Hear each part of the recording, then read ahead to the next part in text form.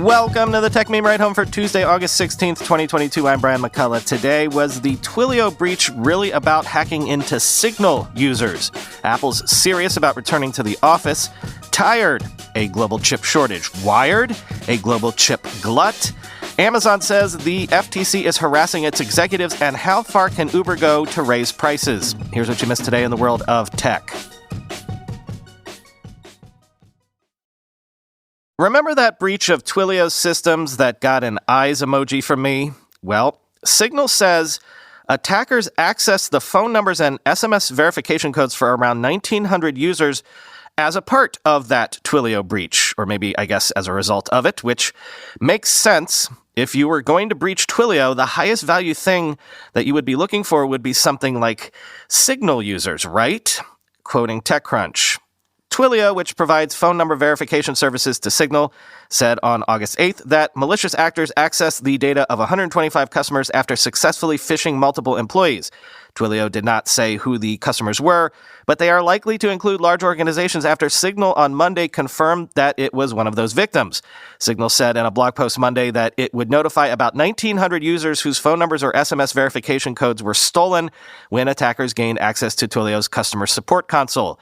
While this didn't give the attacker access to message history, which Signal doesn't store, or contact lists and profile information, which is protected by the user's security PIN, Signal said, quote, in the case that an attacker was able to re-register an account, they could send and receive Signal messages from that phone number, end quote. For those affected, the company says it will unregister Signal on all devices that the user is currently using or that an attacker registered them to, and will require users to re-register Signal with their phone number on their preferred device. Signal also advises users to switch on registration lock, a feature that prevents an account from being re-registered on another device without the user's security PIN. Although the Twilio breach impacts a fraction of Signal's 40 million plus users have long bemoaned how Signal, considered one of the most secure messaging apps, requires users to register a phone number to create an account. Other end-to-end encryption apps such as Wire allow users to sign up with a username. While Signal has slowly moved to end its reliance on phone numbers, such as with the introduction of Signal pins in 2020, this incident will likely reignite calls for it to move faster, end quote.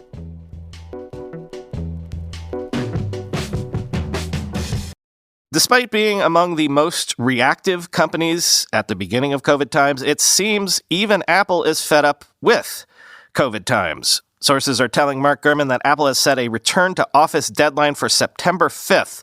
Employees will come in Tuesdays, Thursdays, and a third day determined by individual teams. Quoting Bloomberg, that's a shift from Apple's original plan, which called for in-person work on Mondays, Tuesdays, and Thursdays. The company notified employees of the new approach on Monday. The Cupertino, California-based tech giant has been working toward getting its employees back in the office since at least June 2021, when it first announced the 3-day policy. But virus flare-ups forced the company to push back deadlines, leaving workers on a 2-day-a-week schedule. The new policy will first take effect in Silicon Valley and then spread to other offices.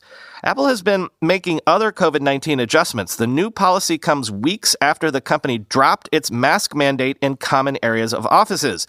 Apple had removed such a requirement at individual desks several months ago. The company also held an in-person gathering at its campus in June to watch a developers conference presentation. That was a first since 2019 and signaled that Apple was inching closer to normal operations, end quote.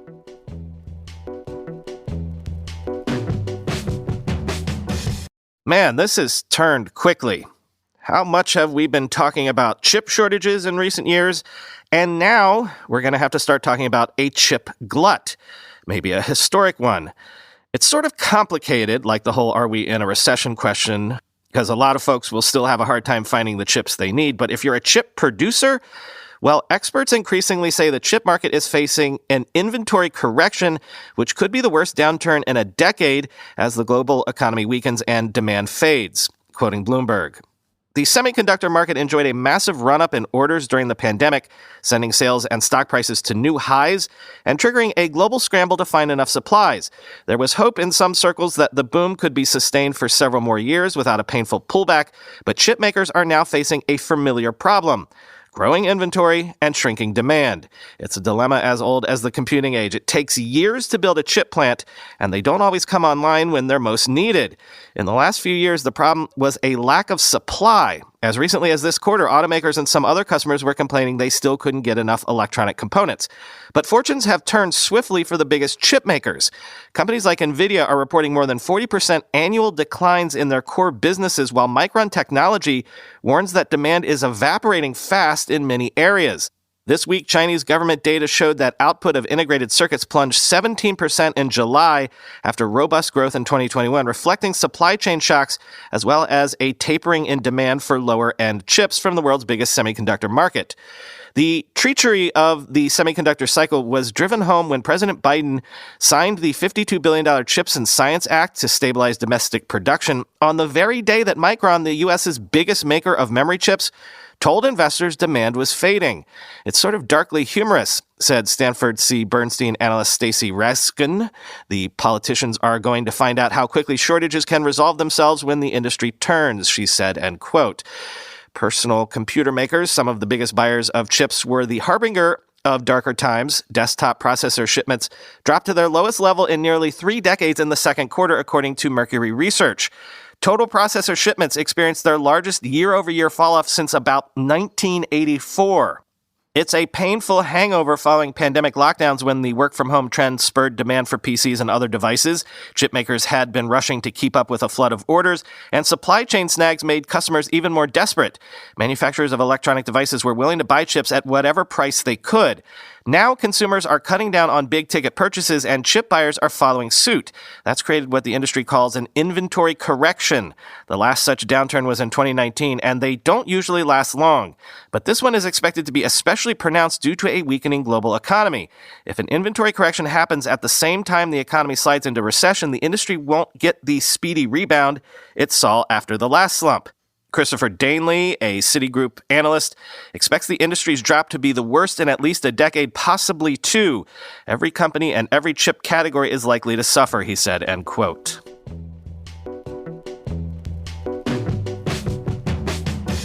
Elon check-in now. A judge has ordered Twitter to give Elon Musk documents from a former Twitter executive Musk said was a key witness, but has denied Musk's similar request for the identity of 21 others.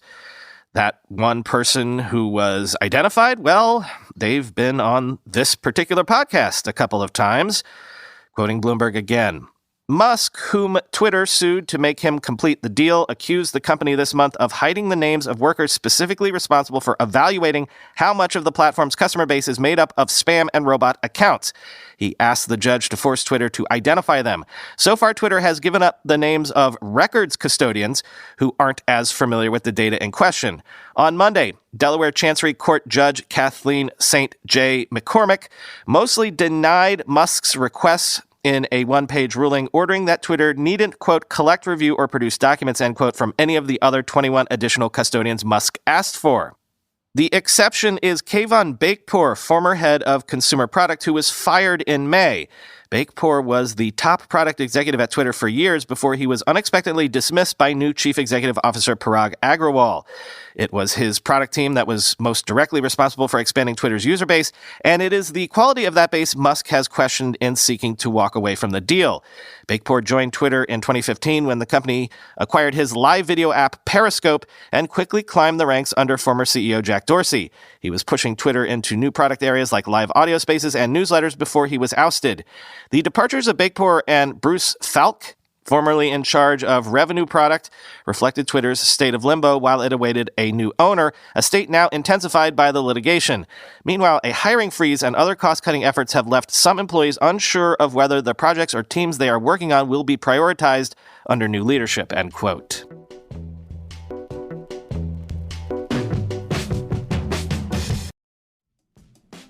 Have you heard about DraftKings Marketplace? It's the place to snag the latest digital collectibles across sports, entertainment, and culture. DraftKings has released their first ever NFT fantasy game, Rainmakers Football. It's the only NFT fantasy game licensed by the NFL Players Association. Now you can collect the hottest player card NFTs while playing free for millions in prizes. Right now, everyone can get their first full roster starter pack for free. Playing is simple. Buy, sell, bid, and win player card NFTs of the biggest names in the game through regular drops and auctions on DraftKings Marketplace. Craft lineups of athletes from your NFT collection and earn points for touchdowns, receptions, and more, just like daily fantasy football. Build your NFT franchise and enter free Rainmakers football contests all season long to compete for millions in prizes. Download the DraftKings Fantasy app now and sign up with the promo code Techmeme. Click the Rainmakers tile and opt in to get your first full roster starter pack for free. Plus, play for millions in prizes all football season and build the ultimate NFT fantasy franchise with Rainmakers Football. That's promo code Techmeme. Build, play, win. Only at DraftKings. Contest entries dependent on type and number of NFTs held. Eligibility restrictions apply. Void where prohibited. See DraftKings.com for details. This episode of the Techmeme Ride Home is sponsored by Storyblock. Storyblock is the first headless CMS that works for both developers and marketers. By offering all the flexibilities of a headless CMS that you'll love and giving non-technical users a real-time visual editor with a true what you see is what you get experience. And now with Storyblock version 2, everything is new, faster, more intuitive. The visual editor was rewritten from the ground up with a simple goal to do more with less clicks. And one of the key features content teams will love is a new communicating and discussion system. You no longer need to rely on tools like Google Docs to discuss your content or ask for feedback in a Slack thread or have email going back and forth to decide on changes. Developers love Storyblock because they can use it with any front-end framework they prefer. Options are limitless. Create components like teasers, grids, or feature sections that can be reused anywhere as content blocks, no matter if it's a product website, a blog article, a mobile app, or e-commerce website. And no matter what device it's going to end up on, you create the content once in Storyblock and publish it anywhere. Register for the free product demo or test out Storyblock for free by signing up via storyblock.com/ridehome. That's storyblock.com/ridehome. Storyblock with a K at the end. Storyblock.com/ridehome. This is an interesting tactic. Amazon has accused the Federal Trade Commission of harassing its top executives, including Jeff Bezos and Andy Jassy, as part of the FTC's investigation into Amazon's Prime membership program, quoting the Financial Times. Since March 2021, the regulator has been investigating whether Amazon uses deceptive techniques to lure customers into signing up for Prime, the subscription service that offers free delivery and other benefits at a cost of $139 a year. The FTC is also examining whether Amazon unfairly complicates the process for customers who want to cancel their membership. In a filing from August 5th that was made public by the regulator on Monday, Amazon said the investigation had become unduly burdensome on employees and executives after at least 19 were served individual subpoenas or civil investigative demands to give evidence.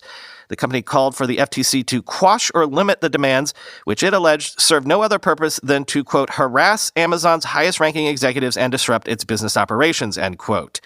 Amazon said briefing Bezos and Jassy to testify on granular details would be, quote, a tremendous burden on them, end quote. At a minimum, the company said the deadline to provide the information should be extended. The FTC did not respond to a request for comment. Amazon did not respond to requests for further comment. Amazon said the sudden demands followed months of inactivity from the FTC and alleged the company and its executives were given just a few weeks to comply. It added that the FTC had circumvented Amazon's legal team to serve the subpoenas directly to the individuals, creating confusion and delay, in their words. Executives, in addition to Bezos and Jassy, who were served with subpoenas, included Doug Harrington, Amazon's head of retail, and Russell Grandinetti, head of international consumer, end quote.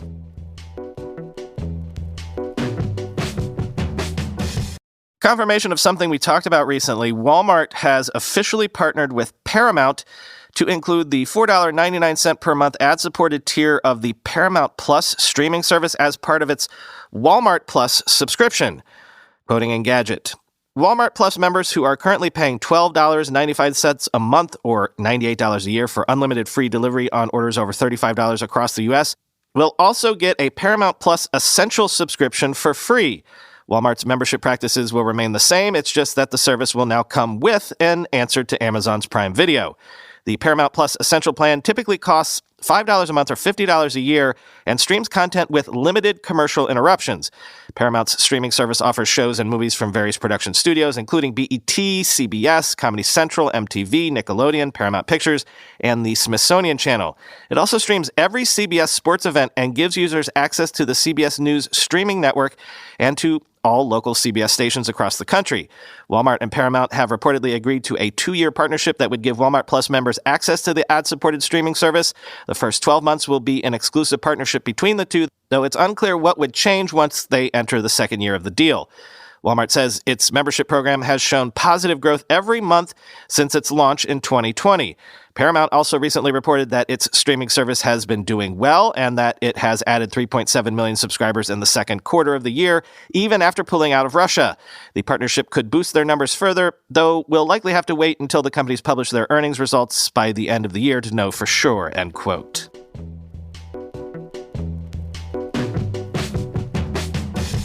Finally today, one more sign that the era of venture capital money subsidizing our collective lifestyles is over. Uber says it plans to raise prices across the UK, including by 5% on average in the city of London. This is, they say, to attract drivers, quoting Bloomberg. Prices will increase across the country by different rates depending on the city, Uber said in a statement on Monday. The aim is to draw 8,000 more drivers in London to meet demand in the capital. A year ago, an exodus of Uber drivers led to a shortage of rides in London, with the people who'd previously worked for the app moving to courier jobs for the likes of Just Eat Takeaway or Amazon. That year, Uber also spent heavily trying to lure drivers back following shutdowns from COVID-19, driving losses. The GMB labor union took credit for negotiating the raise in a separate statement on Monday. Uber agreed to formally recognize the UK union last year following a landmark Supreme Court ruling in the country that forced the company to classify a group of its drivers as workers and pushed it to grant similar vacation and minimum wage rights to all 70,000 of its drivers in the country. The company said that it's attracted 10,000 drivers across the UK since it began providing vacation pay and pensions, end quote. Again, it's funny how you can attract more workers when you pay more or offer more benefits. People keep having to relearn that lesson, it seems. But maybe the real experiment Uber is running is whether or not their business model can work when fares are at market rates, when wages are at market rates, and maybe profit margins are at logical rates. As Dar Obasanjo tweeted on Twitter, the ride-sharing business dilemma continues to be true. Low prices, well-paid drivers, a profitable platform. Pick two, end quote.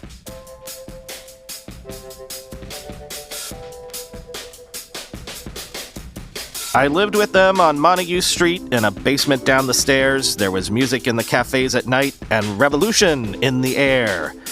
Before I lived in New York City myself, I had no idea how many New York references are in Bob Dylan lyrics, but they're everywhere once you start to listen for them, which makes sense since New York is where he became famous.